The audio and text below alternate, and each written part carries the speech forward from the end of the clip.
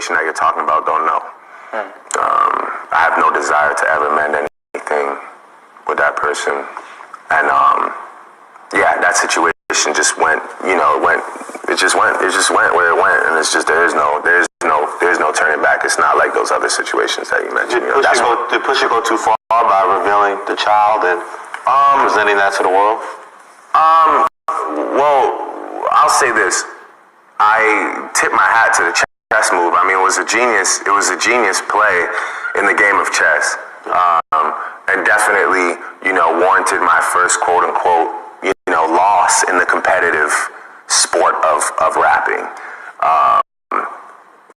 By choice, obviously, because I bowed out after realizing like the gap between us allowed him to drop, a bomb on the world that really became that was all anyone cared about. What's good, everybody? It's Jay Coffee Talk. Thanks for tuning into the channel. What's good, everybody? It's Jay Coffee Talk. Thanks for tuning in. You guys hear that little clip there? Drake speaking on, his beef with King Push. And what do you guys think about this, man? Drake saying, that was his first L. He tips his hat at the chess move that King Push, put together with that beef. You know what I'm saying? The blackface photo shoot. The child that he made public to the world that Drake had with, I believe she's like a porn star or whatever. You know what I mean? Like King Push put together, quite the diss track there. And, Drake tips his hat. It was a chess move. He took his first L, but only because, basically he bowed out. He bowed out, I guess. I guess that's what Drake's saying. He took an L, but it's because he didn't continue on with the beef. And right where I cut it off, he ends up going on to speak more about it. He says that he wasn't out-barred. So what do you guys think about that, man? Like, that's kind of a wild statement. You know what I mean? Like, it's like, hey, I lost to you. Good job, but I lost because I forfeited almost. Like, I don't know about that. You know what I mean? Like, King Push is dope, man. And I don't know. I think, like, he doesn't get enough credit in hip-hop. I was a huge fan of the Clipse, man. When The Funeral came out and all that, I was not up on them yet. I'm not going to front. I became aware of the Clipse at a later date, when Grinding came out and I got into the music heavy. Lord Willin' was classic. And, then I went back and listened to some of the older music and everything like that. And these dudes are talented, man. They've had a lot, like, it hasn't been all easy for them in their career, Malice, now known as No Malice, like, he quit the group. Then I believe he came back, but it was more like a Christian rap type thing. He wanted to change his life around, and that's outstanding. You know what I'm saying? Like, all good. I'm not saying that's a bad thing. I'm just saying it affected Pusha T's career. Like, how do you guys feel about this whole beef and about the Clipse? Like, tapping in the comments on this, what I'm speaking on here. But yeah, man, them dudes were dope. Re-Up Gang and all that. They had a lot going on, man. But it feels like they were supposed to do more as a group together, in my opinion. I don't know.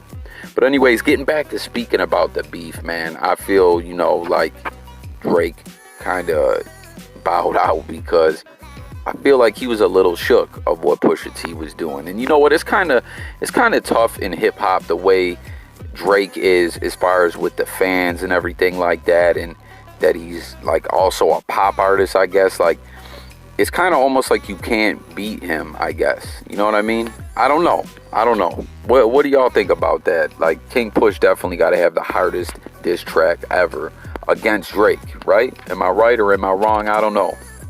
But anyways, Pusha T, though, something that they spoke out in the interview was, did he go too far, right? And they say, they speak about, obviously, about that he made it public that he had a child that he was keeping a secret. But how about the line, the shots fired at OVO 40, man? That was wild, right? Because he came at him, as we all know, OVO 40's got MS. You know, when he said that man is sick, sick, sick. That shit was crazy, man. But I don't know. You know what I mean? Sometimes when someone, like, I feel like, you know, that track was hard. Like, sometimes a rap song, the content of the song, you don't notice because of the way it came off, or like you don't realize, like, it's like, yo, man, he went really in on this one. He's talking like real greasy, real slick, real foul, but the energy of the song didn't come off that way almost. I don't know if you guys feel what I'm saying on that, but let me know if you guys agree or not. But yeah, man, you know, Drake in this interview talked about how he made good with Diddy. You know, as we've heard in the past, word is Diddy slapped fire out of Drake. You know what I'm saying? The Weeknd, you know, one of his fellow Canadians in the hip hop game, they made good. And you know, he's basically ironed out all his differences with everyone. As we know, him and Meek are good nowadays and everything, but Pusha T, man, like, he has no interest in you know, being cool with King Push. So I don't know, man. Like, this is a diss track that just it was weird, man. Like, it was so hard, such a hard diss.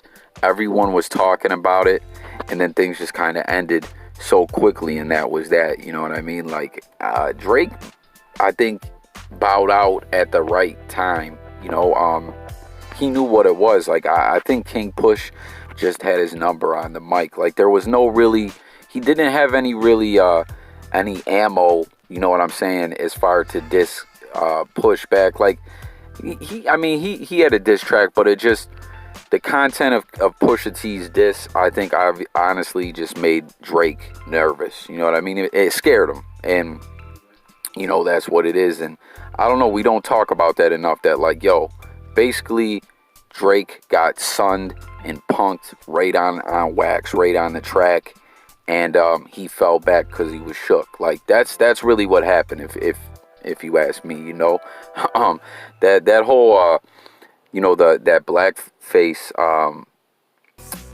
photo shoot, right, for that.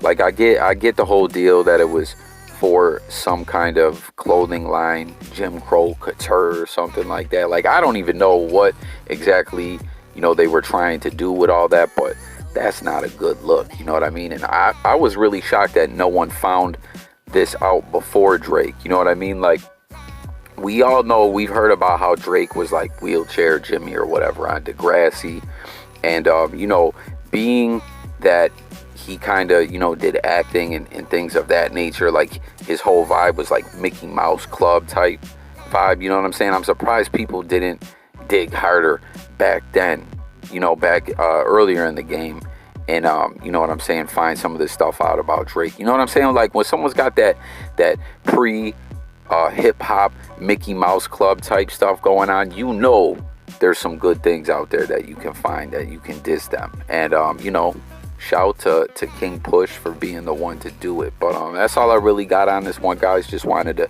you know, speak on this interview and speak about their little beef. And, you know, like, we forgot about this quick, man. Drake wanted us all to catch amnesia on this one, you feel me? But look forward to hearing what you guys got to say in that comment thread. Let's talk about this. If you're new to my channel, I always want to hear what the people got to say, you know, on the different videos and topics that I cover. So let's talk about this. And if you're not subbed to the channel yet, take a quick moment, hit that thumbs up, like, subscribe, and the notification bell. I'll catch you guys on the next video. It's Jay Coffee Talk.